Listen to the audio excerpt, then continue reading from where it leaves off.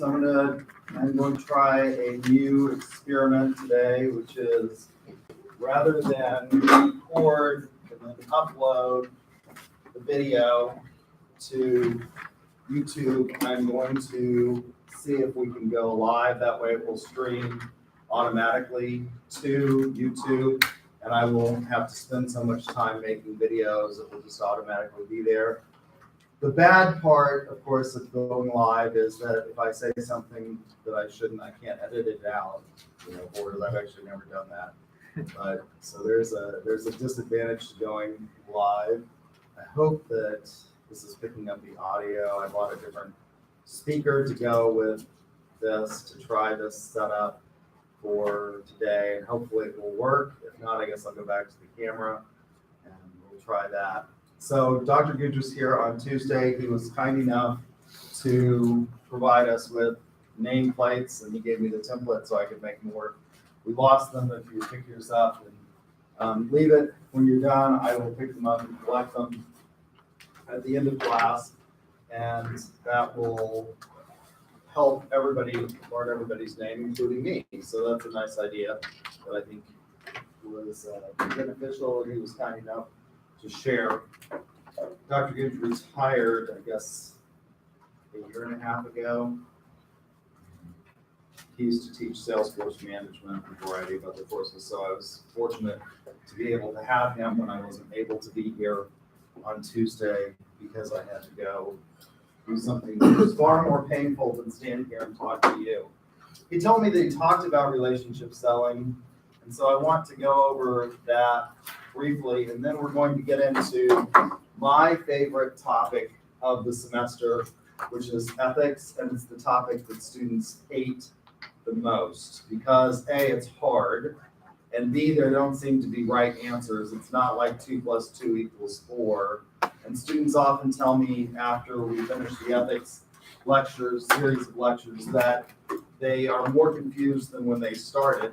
They thought they knew what ethics was, and so that's not necessarily a bad thing, but I do recognize that it's a hard part, and it's my favorite part because I started out actually as a classical letters major in my undergraduate degree, so I took a lot of philosophy courses, and so I sort of like it, but I recognize that students generally don't. So relationship selling, this is what we're really working on. It's no longer just that transactional sales model. And again, there are places that still use the transactional sales approach. Where is that? Well, what starts today? The what? The fair. The fair starts today. How many of you are going to run down there? I have my season pass already for the fair. After class, I'll be down there eating my first corn dog of the season. If you want to know what the best corn dogs are at the state fair, I can tell you they're the poncho dogs. Every other corn dog is inferior to a poncho dog. So go to the fair, get a poncho dog. Some of them aren't sweet enough. The biggest thing with corn dogs is they all use the same cheap hot dogs that probably come from Bar House and are the absolute lowest rung of hot dog that you can get. They're not using Hebrew National all beef franks or anything like that. They're using pork, chicken, and whatever else is thrown in. Which, by the way, if you want to be completely grossed out, watch the way hot dogs or sausage are made sometime, and you won't want to eat any of it ever again. But the biggest thing with the corn dog is I think it's the batter. So it's the corn breading, and there are vendors at the fair that make it entirely too sweet, and there are ones that don't make it sweet enough, but it's just sort of dry. And poncho dogs have perfected the formula, in my opinion, to a high art form. So go get a poncho dog and wander around the fair and see all of the stuff that you can spend your money on. It's amazing to me what people would rather have than their own money. But so we're really focused on relationship selling, not that transactional sales. What's going to happen at the end of the fair? The fair is basically going on for 2 weekends. It starts today, so it's 10 days with 2 weekends. And those vendors will move on to the next fair, the Texas State Fair, or wherever else they can go. what we want to focus on is relationships, and I guess Dr. Gooch talked a lot about building relationships, and I think he talked to you about sort of the older sales books, the first sales book that he read and that his father had, Dale Carnegie's The Art of Selling, and really focusing on relationship selling. Now, a lot of sales are going to be done, and so one of the interesting things about trying this going live and online today is that a lot of relationships are going to be built over the internet now, and you're going to be able to sell online. It used to be that the phone was the big way, that was the new modern invention in selling, but we can do online selling, and that is increasing in prominence as we're able to do product demonstrations from a distance. Last semester, how many of you have experienced or had a professor that uses Top Hat? Nobody's had a professor that uses Top Hat. They are a new educational software tech company that has developed. How many of you had a class where they used clickers at one point in time? That was about all the rage about 10 years ago, except you actually had to buy the clickers from the bookstore, and you had a special little box up here. I think they've gone the way of the dodo, the clickers, since everybody now has this lovely device called the cell phone. But Top Hat does that basically. They allow you to integrate material into sort of their online learning management system. And it's a way that you can take roles so that you can tell people are there automatically rather than having you sign the sheet. I could use Top Hat, and when you came in class and your phone was activated, it would automatically tell me that you're here and fill out the roll sheet. It allows you to provide feedback so I could ask questions and things like that. So Top Hat's one of those companies that have come along. And they're the new version of the clicker. It used to be that you had to have this actual stupid RFID device that then would communicate with something that was connected to the computer here. And we would ask questions in class, and I did a study on clickers. I rapidly grew to hate the clickers because they were just, people forgot them. They were an annoyance. But you always have your phone. That's one of the convenient things about that. So I considered doing Top Hat. And the reason I tell you about that is because I didn't actually have a salesperson come out. Kelly Ryan from McGraw Hill actually comes out and visits 2 or 3 times a year and leaves her card at my office because she always seems to come on days when I'm not here. But this guy called, I don't know where he was from, probably Atlanta or something like that. And he wanted to do a product demonstration. He did the demonstration all online. And so we do see those types of emerging trends in sales where you can do this online through Skype or through a product demonstration through desktop. Technical and advanced sales positions are growing. So the ability to sell business to business, that's really what we're focusing on. And new selling is all about value co-creation, engaging the consumer and making them a part of the team so that you work together to build a product that is really meaningful to them. What is it that we need in terms of a learning management system that maybe other institutions don't? Well, for example, if you think about the technical specs, the company that I worked for when I was in industry was a learning management software producer called the American Education Corporation. And we produced a learning management system for K through 12 education. Well, what's different in K through 12 education as opposed to higher education? What's the difference in the learning management system? Well, at K-12, we don't let the teachers populate the content of the LMS. I totally create the content that I want you all to have on D2L by creating these videos and then posting links or putting up the PowerPoints that I create or that the publisher creates if I use those, which I don't because I think they're horrific. They have too many words on them. They have full sentences, which just annoys me. That's not the way PowerPoint should be written. But I create the content and then put it on there. In the K-12 market, it's different, so they need a different LMS because teachers can't pick their own textbooks. I can pick the textbook that I want to use in this class. We don't let K through 12 teachers pick that. It has to be approved by the curriculum specialist in the school district that they operate, and those curriculum specialists choose content based on a list of publishers that are acceptable or a list of titles that are acceptable according to state standards. So we had to create all of the content to put in the learning management system and understand that. So we had to have specialists who knew about all 50 state standards and how we aligned with those 50 state standards. And so that's the difference. We had to work with school districts. Different school districts had different needs. For example, if you went to South Texas, what is the need that may be more prevalent in South Texas in terms of what they're going to need in the content of that learning management system than what we have in Oklahoma, although it's becoming rapidly different as well.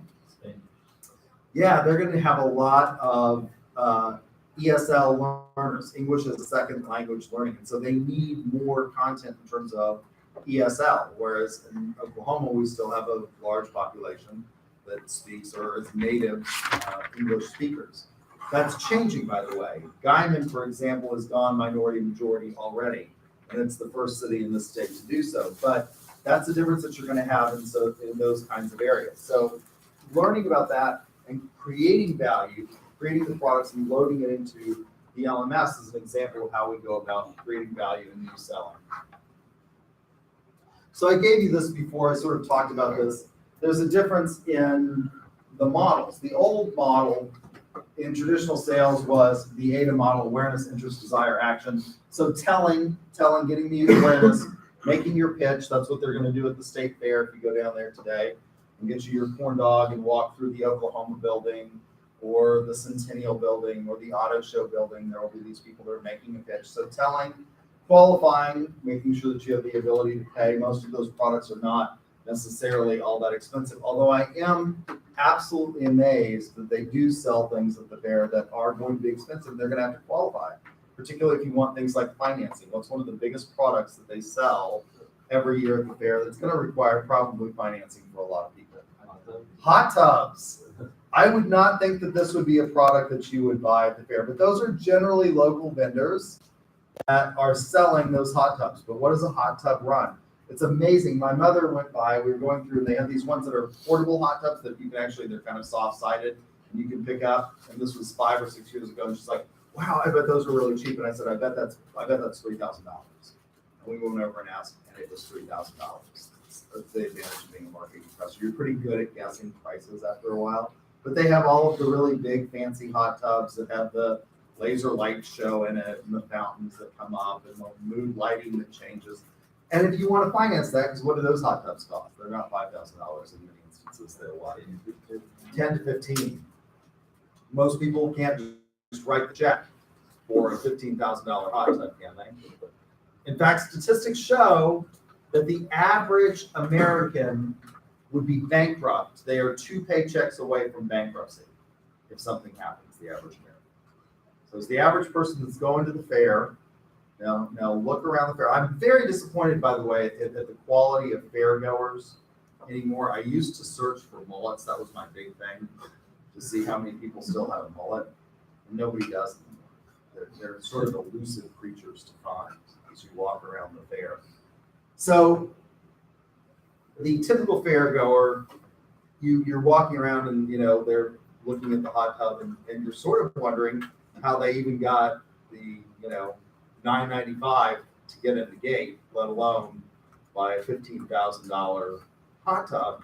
But there they are, looking at the hot tub. And they're probably going to need financing, which means you're going to probably have to pull a credit report and qualify them. Presenting the features of the hot tub. This one has this many jets. You can lay down in it as opposed to just sit up, things like that. And then closing long and hard. We have really reversed that. So it's now an inverted pyramid where it's about the approach is building trust and rapport, asking, identifying needs of the client or the prospect, then presenting the benefits and reassuring and closing and building these long-term relationships that are going to go on and last more than just this sales cycle and move on to the next sale. So the relationship cycle begins with identifying qualified prospects. This is one of the hardest things for salespeople to do. And the reason that they don't like doing it, I think, in many respects, is because it's lonely work. And salespeople are generally, by and large, on the whole, extroverted. And identifying qualified prospects, going through and finding out information, and doing that kind of research takes a lot of time. And then planning your pre-approach, trying to figure out what social style this individual is likely to have based on sort of a variety of factors. And we'll talk a lot about that, about social styles. And then phase 2, which is where we approach, we build a rapport, discover needs, present our product, and then handle objections and gain commitment. Now we talk about these steps as though they are distinct silos and that there is a linear process to them. And there really isn't necessarily a straight linear process. A lot of it melds or merges into the other parts of the process. When should you be closing? You should always be closing. Always have closing frame of mind. If you've got somebody that's agreeing with you and they're ready to buy, don't go back and say, well, do you really want to talk about, feature X, Y, or Z? Always be aware of that. So we talk about these as distinct steps, but remember that it is an integrated and a holistic approach that we take, and recognizing that is really, really important. And then understanding that after you close, that it is about building a relationship, about service after the sale, and wanting a return customer. So we're going to focus, and we'll talk about in here in another chapter, service quality after the sale, because a lot of things, particularly thinking about the hot tub at the state fair that you all are going to run right out and buy, because I've created some strange desire in you to have the hot tub with the laser light show and the jets and the loungers in the hot tub. What kinds of things are you going to need with that hot tub? What could go wrong with the hot tub? You're going to want to know about the service that they provide after the sale. The pump could go out. The lights could burn out. You could get electrocuted. The maintenance that's going to be required. What's one of the things that we have a lot of in Oklahoma with regard to our water? Is our water generally hard or soft here? Hard water. We have a lot of hard water. Could that affect things like hot tub jets, flow, stream, things like that? So what kinds of service are you going to need? Managing customer relationships. Your text tells you about the Sewell Cadillac. Now, generally speaking, one of the things that we are sort of disparaging of in this program is car sales.